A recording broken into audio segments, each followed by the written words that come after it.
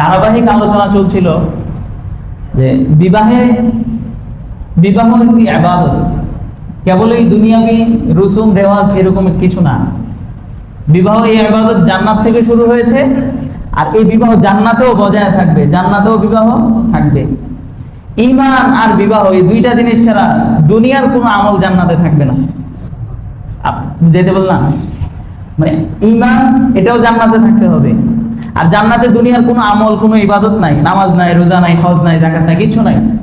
কিন্তু বিবাহ এটা একটা ইবাদত, এই ইবাদতটা জান্নাতেও থাকবে। তো গুরুত্বপূর্ণ জিনিস।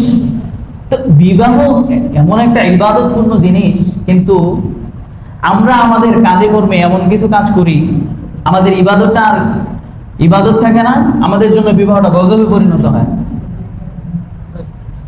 বেশরঈ অনইসলামিক এত এত কর্মকাণ্ড আমরা বিবাহে করি, সেটা ইবাদত আর থাকে না, নাপাক হয়ে যায় একদম। এই জন্য এই সকল বিষয়গুলো আপনাদেরকে বলা এবং আপনাদেরকে সতর্ক করা আমার দায়িত্ব, যেহেতু আমি আপনাদের ইমাম। আপনাদেরকে জান্নাতের পথ দেখানো, সরল এবং সঠিক পথ আপনাদেরকে বলে দেওয়া, এটা আমার দায়িত্ব। তো প্রথমত যে বিষয়টা হয়, বিবাহের সব অনইসলামিক সবচেয়ে বড় কাজ হয় গায়ে হলুদ। গায়ে হলুদ হচ্ছে একটা হিন্দুয়ানি প্রথা। ইসলামে গায়ে হলুদ বলতে কিছু নাই। ইসলামে, আপনারা বলুন, আমার সাথে বলুন, ইসলামে গায়ে হলুদ বলতে কিছু নাই।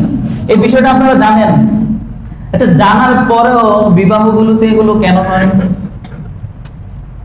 গায়ে হলুদ যে একটা অনইসলামিক রেওয়াজ, এটা তো সবাই জানেন, তবুও বিবাহগুলোতে গায়ে হলুদ হয় কেন? শয়তান কোনো না কোনো ভাবে মস্তিষ্কের ভিতরে ঢুকা দেয়, এটা কর, না করলে কেমন দেখা যায়, যুগ যুগ ধরে চলে আসতেছে। এই জন্য আপনারা সতর্ক থাকবেন। আপনি যদি পরিবারের মুরব্বী হন, তাহলে সর্বপ্রথম এর দায়ভার আপনার উপর করতে হবে। আপনি বাধা দিলে যদি বন্ধ হইতো, কিন্তু আপনি বাধা দেন নাই, তাহলে পুরোটা গুণ আপনার মাথার উপর চাপে। আপনার পরিপূর্ণ চেষ্টার পরে যদি হয়ে যায়, তাহলে যাদের মাধ্যমে হয়েছে গুণাটা তাদের হবে, আপনি বেঁচে যাবেন।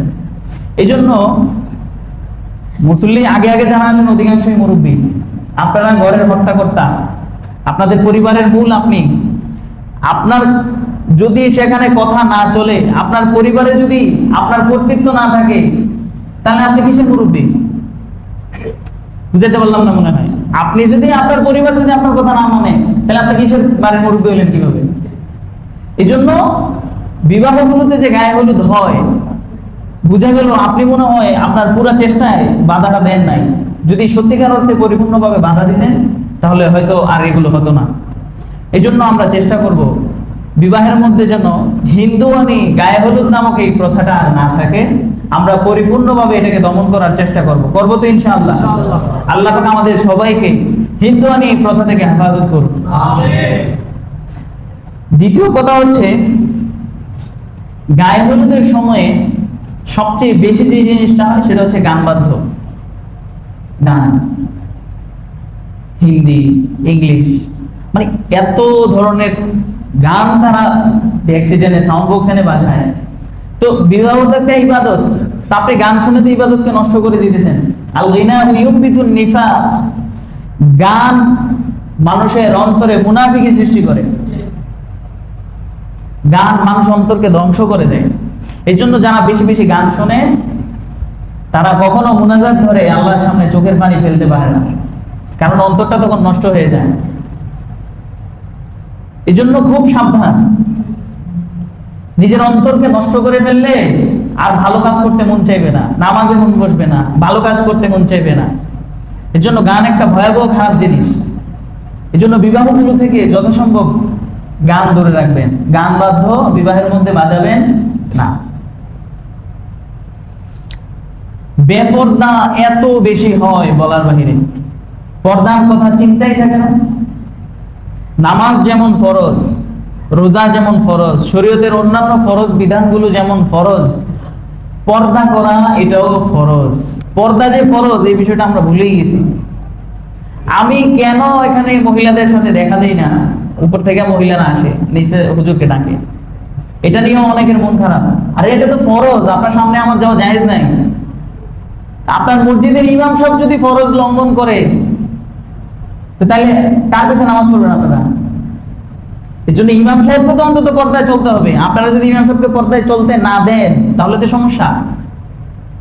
আমি কতবার বুঝাই বলছি, দেখেন মহিলা নারী তারা ঘরের ভিতরে থাকবে, রাস্তায় বের হবে না। পর্দা নিয়ে স্বতন্ত্র একদিন আলোচনা করবো ইনশাআল্লাহ। তবে এখন যতটুকু দরকার অতটুকু বলে দিই, বিবাহের মধ্যে পর্দার লঙ্ঘনটা হয় সবচেয়ে বেশি। এই জন্য খুব সতর্ক থাকতে হবে যে আমাদের বিয়েগুলোতে যেন পর্দার লঙ্ঘন না হয়। ইবাদত করতে গিয়ে যদি গুনাহ করে ফেলি, হিতে বিপরীত হলো, কিছু করতে গিয়ে সাপ বেরিয়ে আসলে সমস্যা না? তো এই জন্য আমরা বিবাহের মধ্যে যত সম্ভব পর্দা বজায় রাখার চেষ্টা করব। আচ্ছা, আপনাদের এলাকায় কি গেট তৈরি করা হয়? গেট বিবাহের জন্য?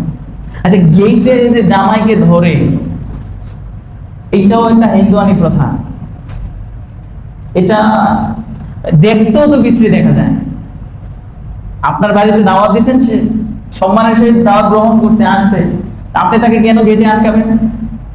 এই জন্য গেটে দিবেন না, এটা একটা অপচয়। ইন্নাল মুবাযযিরিনা কানু ইখওয়ানাশ শায়াতিন, অপচয়কারী শয়তানের ভাই। বিবাহ একটা ইবাদত, ইবাদত করতেছেন, তো এখানে আপনি শয়তানের কাজ করলে হবে? এই জন্য গেট, এটা থেকে সাবধান থাকতে হবে। গেট আপনারা তৈরি করবেন না। গেট তৈরি করলে ধরার ব্যাপার স্যাপার আসে, তো গেটই যদি না থাকে আর ধরবো কিভাবে? এই জন্য গেট নির্মাণ করবেন না। আমি কি বুঝাইতে পারলাম? গেট নির্মাণ করে স্বামীকে আটকানো, এই ধরনের বিধান বা এই ধরনের কোনো কিছু ইসলাম অনুমোদন দেয় না, ইসলাম অনুমতি দেয় না। এটা একটা গুনাহের কাজ। বিরক্তও তো লাগে যারা ইসলাম ফলো করে।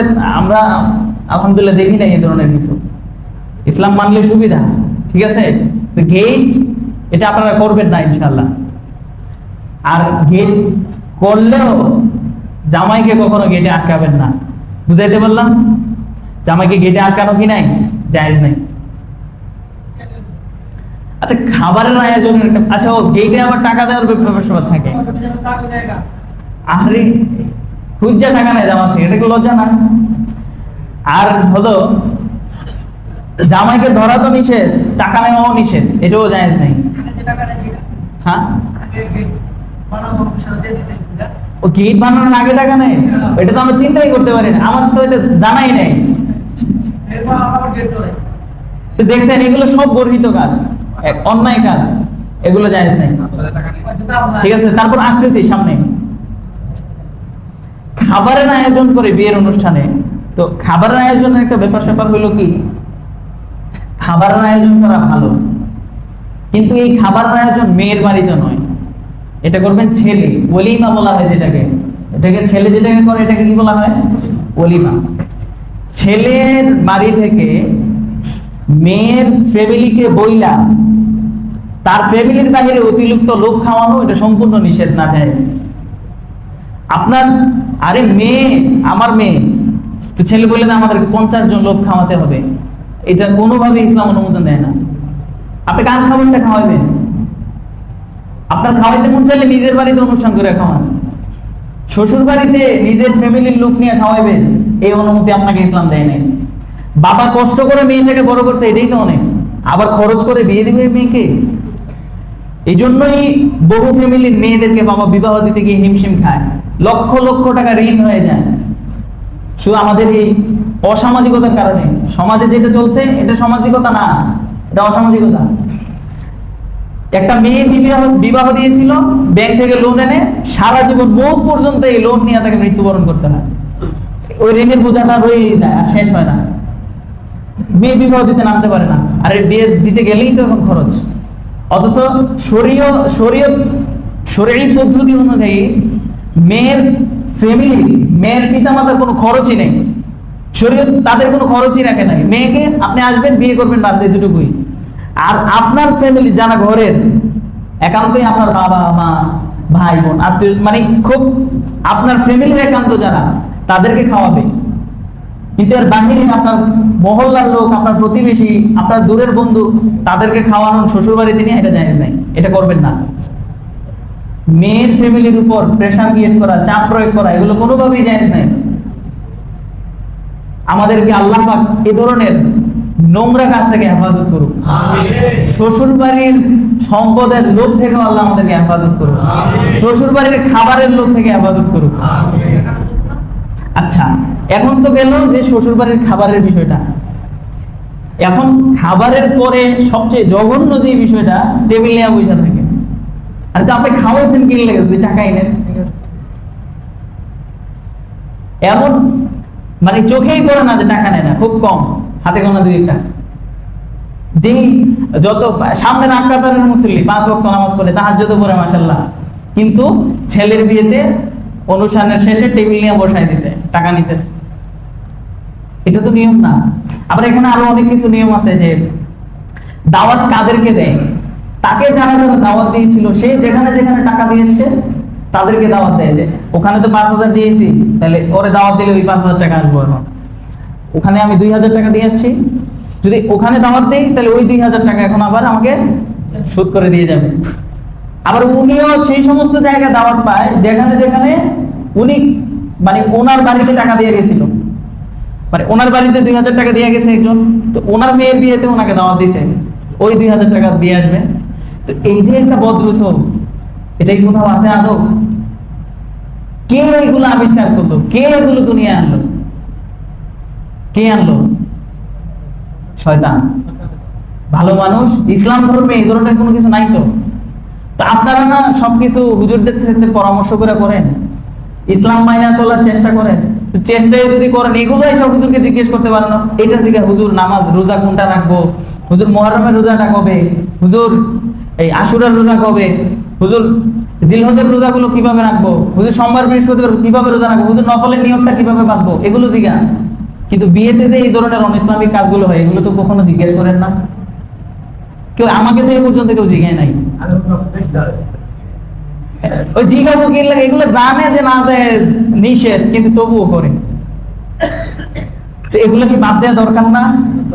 বাদ দিবেন তো ইনশাআল্লাহ? বাদ দেন আর না দেন, আমি কিন্তু বলতেছি আপনাদের প্রতি আবদার থাকবে, বাদ দিয়ে দিন, নাহলে গুনার বোঝা আপনাদের উপর যাবে। আমি কিন্তু বেঁচে যাব। আমি আল্লাহকে বলবো, আল্লাহ আমার বলার দায়িত্ব ছিল, আমি বলছি, কিন্তু তারা মানে নাই। আচ্ছা, এই যে টাকা নেওয়ার বিষয়টা, এটা একটা নেককারজনক কাজ, খুবই খারাপ কাজ। এই কাজটা কেউ করবেন না। যদি খাওয়াইতে মন চায়, খালেস নিয়তে ফ্রেশ মনে খাওয়ায়, যে আমি টাকা নিব না। এবং দাওয়াত দেওয়ার সময় ঘোষণা দিয়ে দিন, বিয়ের যে কার্ড তৈরি করা হয় না, ওখানে লিখে দিন যে কোনো ধরনের টাকা গ্রহণ করা হবে না। আপনি শুরু করেন, এভাবে হইতেছে এখন আলহামদুলিল্লাহ। হয় আমাদের এলাকায় 2-3টা বিয়াতে আমি এভাবে গেছি। যেই সমস্ত বিয়াতে আমি দাওয়াত পাই, আর যখন দেখি যে টাকা লাগে না, তাহলে যাই, আর নাহলে যাই না। সত্যি, আমি এটা আমার কথা বলতেছি। টাকা দিয়ে যদি খাইতে হয়, তাহলে আমি তোমার বিয়েতে কেন যাবো? আমার বিয়েতেও দাওয়াত দিছি, টাকা নাই, 1 পয়সা কারো থেকে নেওয়া হয়নি। কেন? এইটা হলো সঠিক নিয়ম এবং সঠিক পদ্ধতি। আপনাদের প্রতি আবদার, এই নিয়মগুলো ফলো করবেন। অবশ্যই আপনাদের প্রশ্ন থাকলে করবেন। হ্যাঁ, আচ্ছা, যৌতুক হচ্ছে একটা মারাত্মক বিষয়। এটা যে হারাম, এটা জানে না এমন কেউ আছে? তবুও কেন নেয়? আচ্ছা, এখন যৌতুক নেওয়ার সিস্টেমটা একটু ভিন্ন হয়ে গেছে, একটু অন্যরকম। বলে না, বুঝায় যে জামাইটাকে বিদেশ পাঠাবো, শ্বশুর বাড়িতে ফোন দিয়ে বলে আম্মা বিদেশ যাব, তো এতটুকুই বলে, আর কিছু বলে না। তো তারা বুঝে তোমার এখন 1.5 লাখ টাকা দিলে হয়তো বিদেশ যেতে সুবিধা হবে। আরে আপনি যৌতুক নেওয়ার বইলা নেওয়া, যেটা যৌতুক নেওয়ার ভান ধরা, এটাও যৌতুকের শামিল। যৌতুক নেওয়ার ভান করা, এটাও যৌতুকের শামিল। ঘরে আইসা দেখে যে যেই বাড়িতে মেয়ে বিয়ে দিছে, ইচ্ছা করে ফার্নিচার আনে না, ইচ্ছা করে ফার্নিচার আনে না। কে? ছেলে বিয়ে দিলে ছেলে শ্বশুর বাড়ি থেকে ফার্নিচার দিব, এগুলো বলে না। ওই আইসা দেখে মেয়ের বাবা যে ঘরটা খালি, কেমন দেখা যায়, মেয়েটাকে বিয়ে দিলাম, একটা ওয়াল শোকেস একটা দিয়ে দিই। এগুলো যৌতুক নেওয়ার ধান্দা, যৌতুক নেওয়ার সিস্টেম। বলে না, কিন্তু বুঝায় যে লাগবে। আমি কি বিষয়গুলো বুঝাতে পারতেছি? তো এগুলো কোন ধরনের শয়তানি? হারাম থেকে বেঁচে থাকলে পুরোপুরি ভাবে বেঁচে থাকতে হবে। তো এইভাবে না নিয়ে আপনি বইলেই নিতেন। দুটোটাই জঘন্য, দুটোটাই খারাপ। অতএব কোনোভাবেই শ্বশুর বাড়ি থেকে কিছু নিবেন না। ইনশাআল্লাহ নিয়ত করেন যে আমরা বিয়ে করলে আমরাও নিব না। আর যারা বিয়ে করছেন, নিছেন, টাকাগুলো ফেরত দিয়ে দিন। যদি কেউ এরকম করে থাকেন যে শ্বশুর বাড়ি থেকে আপনি 2টা শোকেস আনছিলেন অথবা 2 লাখ টাকা আনছিলেন, দিয়ে দিন, তাইলে আপনার সেই গুনাহ থেকে আপনি মুক্তি পাবেন। আর যদি না দেন তাহলে গুনাহ কিন্তু রয়েই যাবে। দিয়ে দেওয়ার সুরত বলে দিয়েছি, যারা যৌতুক আনছিলেন 20 বছর আগেও যদি বিয়ে করে থাকেন, এখন টাকাটা দিয়ে দিন। বুঝাতে বললাম? দিয়ে দিলেই শেষ, মাফ। যদি না দেন গুনাহ রয়েই যাবে। আচ্ছা, এখন ফোনে বিবাহ, এটা হচ্ছে একটি বড় বিষয়। ফোনের বিবাহটা শরীয়তে বিবাহ হওয়ার জন্য কয়েকটা শর্ত আছে। শর্ত হচ্ছে যে ইজাব এবং কবুল হওয়া। ইজাব এবং কবুল হওয়া মানে এক পক্ষ থেকে প্রস্তাব করবে, আরেক পক্ষ সেই প্রস্তাবকে কি করবে? গ্রহণ করবে। আর এই প্রস্তাব দেওয়া এবং প্রস্তাব গ্রহণ করা, এই সময়ের মাঝে 2 জন সাক্ষী উপস্থিত থাকতে হবে এবং উভয় সাক্ষী তাদের 2 জনের উপস্থিতির মাধ্যমে এটা হতে হবে। আমি কি বুঝাইতে বললাম শরীয়তের শর্ত কোনটা? মানে 2 জন, স্বামীর পক্ষ থেকে, স্ত্রীর পক্ষ থেকে একজন এবং স্বামী, তারা একজন প্রস্তাব করবে, আরেকজন প্রস্তাব গ্রহণ করবে। আর এই প্রস্তাব দেওয়া, প্রস্তাব গ্রহণ করা, এই 2টা জিনিস 2 জন সাক্ষী শুনতে হবে স্পষ্ট। এজন্য কোনো সাক্ষী যদি বধির হয় তাহলে তার সাক্ষী গ্রহণযোগ্য না। শুনতে হবে স্পষ্ট যে প্রস্তাব করছে আর প্রস্তাবটা সে শুনছে। এখন ফোনে যদি বিয়ে হয় তাহলে ছেলে থাকে বিদেশে, তাহলে সেই সরাসরি উপস্থিত এখানে নাই। উপস্থিত না থাকার কারণে তার প্রস্তাবটাও সে সরাসরি শুনে নেয়, যার কারণে বিয়েটা আর হয় না। উপস্থিত থাকা জরুরি, উপস্থিত থাকা ওয়াজিব, উপস্থিত থাকতে হবে। এখন আপনাদের প্রশ্ন হতে পারে, তাহলে ফোনে বিবাহ কিভাবে দিব? তো ফোনে বিবাহ দেওয়ার পদ্ধতি হচ্ছে, যে ছেলে বিদেশে আছে সে তার পক্ষ থেকে একজনকে উকিল বানাবে যে আমার পক্ষ থেকে তুমি প্রস্তাবটা গ্রহণ করো বা আমার পক্ষ থেকে তুমি প্রস্তাবটা দিও। যেমন মসজিদে বিয়ে হয় না, কিভাবে হয়? মেয়ের পক্ষ থেকে মসজিদে একজন কি করে? প্রস্তাব করে, বা মেয়ের পক্ষ হয়ে মসজিদে একজন থাকে, আর সেইটা ছেলের কাছে প্রস্তাব করে, ছেলে কবুল করে, গ্রহণ করে। মানে যদি বিবাহ সঠিক করতে হয় ফোনের বিবাহ, তাহলে ফোনে ছেলে একজনকে উকিল নিযুক্ত করবে যে আপনি আমার পক্ষ থেকে কবুল বলে দিবেন। তাহলে সে ছেলের পক্ষ থেকে কবুল বললে সে বলবে যে আমি ছেলের পক্ষ থেকে কবুল বলতেছি। তখন এই তার কবুল বলাটা সাক্ষী যে 2 জন স্পষ্টভাবে শুনতে পারবে। কিন্তু ফোনের শোনার কোনো দর্তব্য ইসলামে নাই, ফোনের শোনার কোনো দর্তব্য নাই। এখন ওকিল যে বানাইছে, এখন যদি কোনো সমস্যা হয় উকিলকে ধরতে পারবে যে তুমি তো কবুল বলছিলে তার পক্ষ থেকে। ঠিক আছে? এখন এআই টেকনোলজির যুগ, সম্ভব না এ কথাটা বলা যায় না। ছেলে সে কে, কি, কেমন, হুবহু ছেলেই বলছে, কিন্তু ছেলেকে হয়তো অজ্ঞান করে অন্য কেউ কবুল বলছিল। চেহারাটা ছেলের, আপনি বুঝবেন যে ওই ছেলের চেহারা। সবকিছু চেঞ্জ করা যায়, ভয়েস, চেহারা, সবকিছু। ইসলাম যে বিধানটা দিছে, আপনি ভাববেন না যে এমনি এমনিতে নিয়ে দিছে, ফোনে করলেই তো হয়ে গেল, ছেলেই তো আমাদের ছেলে, আমি সাক্ষী আছি, আমার বাবা সব সাক্ষী আছে, আরে ও আমাদের ছেলে। সবকিছু হইলো এখন টেকনোলজির যুগ। এখন টেকনোলজি যত উন্নত হচ্ছে মানুষকে ইসলাম বুঝাতে সহজ হচ্ছে। আগে মানুষ প্রশ্ন করতে, হুজুর সমস্যা কি? ছেলেই তো আমরা তো দেখতেছি স্পষ্ট ছেলে। তো আগে তো টেকনোলজি এত উন্নত ছিল না, মানুষকে বোঝানো যেত না যে অন্য কোনো সমস্যা থাকতে পারে, কিন্তু এখন বোঝানো যায়। এই জন্য ফোনে বিবাহের ক্ষেত্রে নিয়ম কি? একজনকে উকিল কি করতে হবে? নিযুক্ত করতে হবে। উকিল নিযুক্তি করার মাধ্যমে ফোনের বিবাহগুলো সম্পন্ন করবেন। এছাড়া অন্য যে পদ্ধতিতে করা হয় সেভাবে যদি বিবাহ দেওয়া হয়, বিবাহ হবে না। কারো যদি এভাবে বিয়ে হয়ে থাকে তাহলে তাদেরকে বিয়ে পুনরায় দোহরাতে হবে, পুনরায় আবার বিবাহ করাতে হবে। আমি কি বুঝাইতে পারলাম? তাদেরকে পুনরায় আবার কি করতে হবে? বিবাহটা আবার করাতে হবে। বিয়ের বয়স নিয়ে অনেক আলোচনা হয় যে মেয়েকে কত বছর বয়সে বিয়ে দেওয়া যাবে। ইসলামে মেয়েকে বিবাহ দেওয়ার জন্য কোনো বয়স নির্ধারণ করা হয়নি।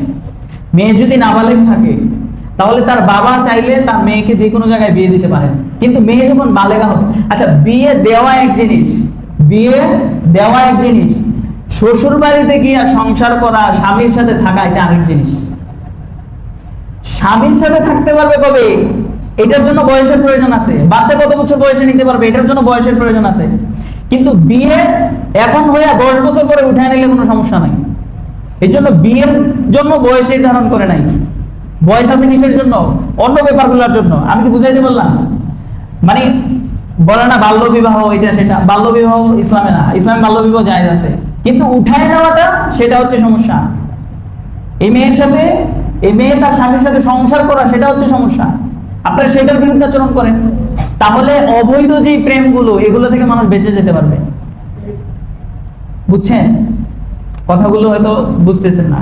অবৈধ প্রেম থেকে বাঁচতে হলে ইসলামের যে নিয়ম, ইসলামের যে পদ্ধতি, এটা গ্রহণ করতে হবে।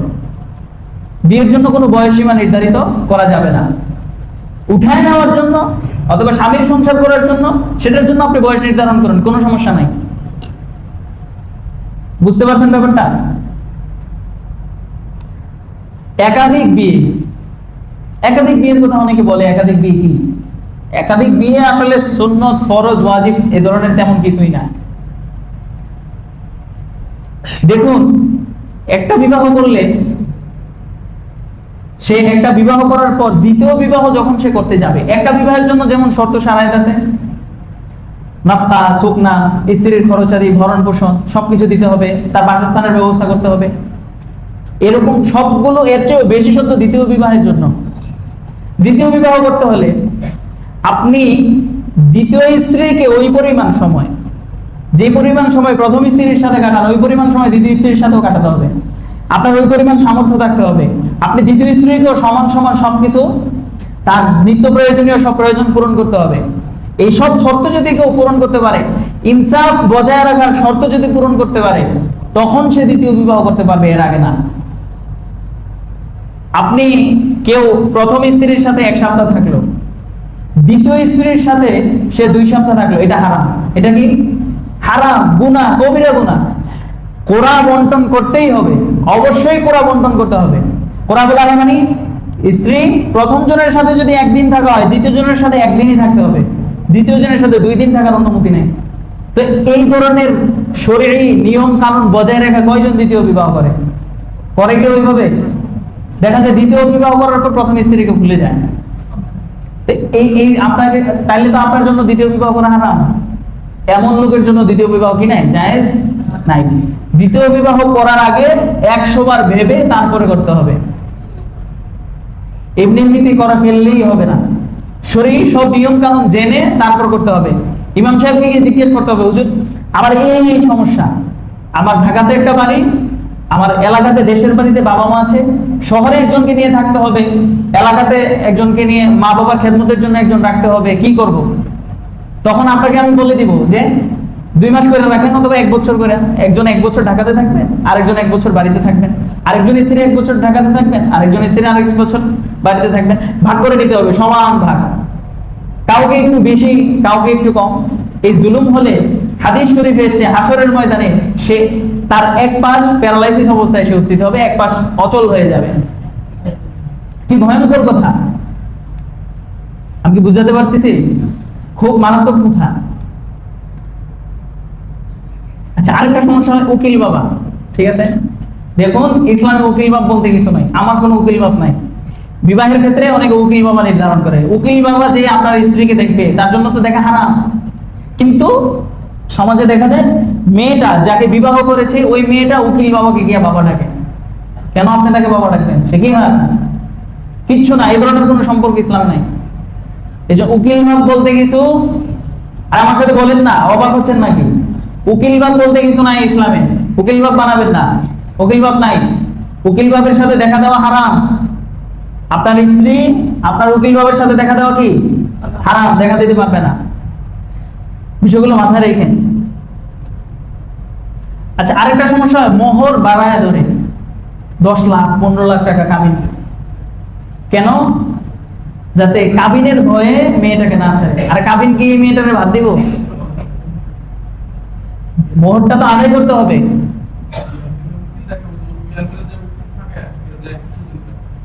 যারা দেয় তারা জানে, আমি দেই নাই, আমি জানি না। ঠিক আছে,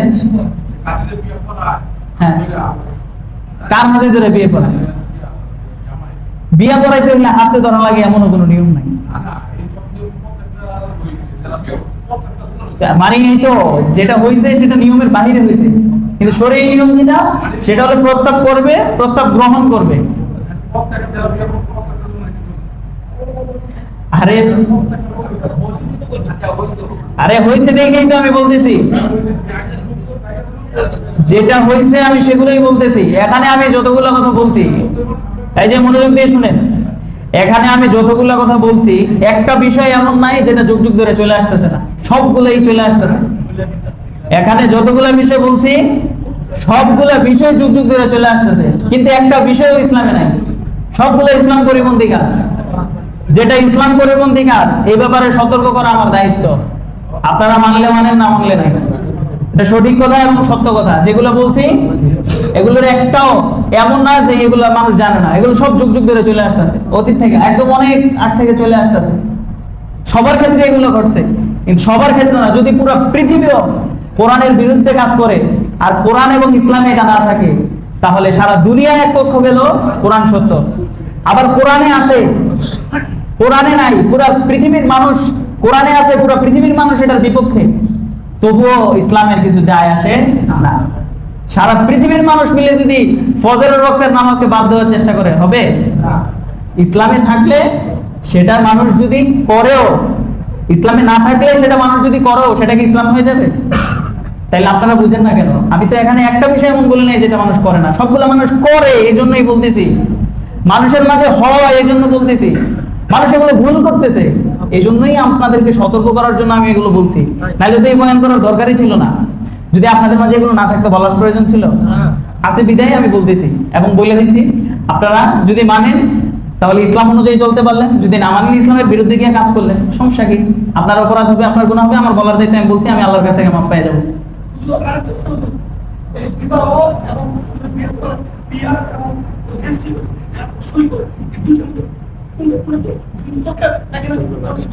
হ্যাঁ, সুন্দর কথা বলছেন।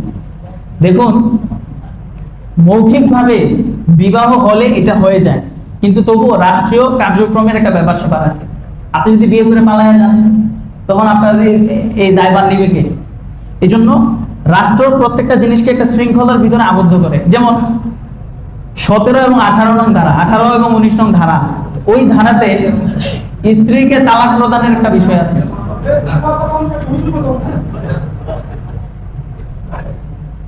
আল্লাহ পাক রব্বুল আলামিন যদি আগামী জুমায় তৌফিক দেন তাহলে সামনেও আলোচনা হবে। অনেক কিছু রয়ে গেছে, সময় শেষ। আপনাদেরকে বলে দিই বিয়ের সুন্নাহ পদ্ধতি কি। সুন্নাহ পদ্ধতিতে বিয়ের পদ্ধতিটাও আপনাদেরকে জানাই দেব, বলে দিব কোন পদ্ধতিতে। আমার বিয়েতে কি, আমার শ্বশুর একজন বড় পীর ছিলেন, আল্লাহর ওলি ছিলেন। উনি ইন্তেকালের আগে ওনার স্ত্রীকে ডাকছে, তো ওনার স্ত্রীর কাছে আসছে, আয়সা বলতেছে ওনার স্ত্রীকে যে আমি চলে যেতেছি, মৃত্যুর আগে বলতেছে আমি চলে যেতেছি, এই ধরো এখানে কে কি পাবে, কার থেকে আমি পাবো, সব হিসাব নিকাশ দেওয়া আছে। আমি মৃত্যুর পরে কোনো মাইকে যেন আমার মৃত্যুর ঘোষণা না হয়, আর আমি মৃত্যুর পরে কেউ যাতে আমাকে গোসল না দেয়, তুমি নিজ হাতে আমার গোসল দিবা। আমার শাশুড়ি নিজ হাতে ওনাকে গোসল দিছে। এই কথাগুলো বলার পর জোরে লা ইলাহা পরে, কালিমা পরে, ওনার কোলেই, ওনার স্ত্রীর কোলেই উনি ইন্তেকাল করছেন। অনেক বড় আল্লাহর ওলি ছিলেন। তো ওনাদের বিয়ের যে পদ্ধতিটা, আমাদের সমাজে ওইগুলো নাই। আমি তো অবাক হয়ে গেছি, একদম সরেইভাবে সবকিছু। তারপরে ইন্তেকালের পর কোনো মাইকে ঘোষণা হয় নাই। যে গ্রামের নাম হচ্ছে পরচঙ্গা, পুরা গ্রাম মানুষে ভরা, কে তাদেরকে এই সংবাদ দিল? অনেক বড় আল্লাহর ওলি ছিলেন। নানুপুরের পীর সাহেব হুজুরের খলিফা ছিলেন, তিনি বড় পীর ছিলেন। তো এই ধরনের ফ্যামিলি খুঁজে খুঁজে বিবাহ করার চেষ্টা করা, তাহলে দিন বোঝা যাবে। এই বেদিনী যে কাজগুলো, অন ইসলামিক কাজগুলো আর সেখানে পাবেন না। তারা ইসলাম ফলো করে, ইসলামের সব কার্যক্রম সম্পাদন করে তারপর বিয়ে করে।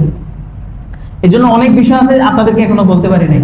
আস্তে আস্তে বুঝলে, বললে, বুঝালে বুঝবেন, শুনবেন, তারপরে কাজে লাগবে। ইসলাম অনুযায়ী চলা খুব সহজ, কিন্তু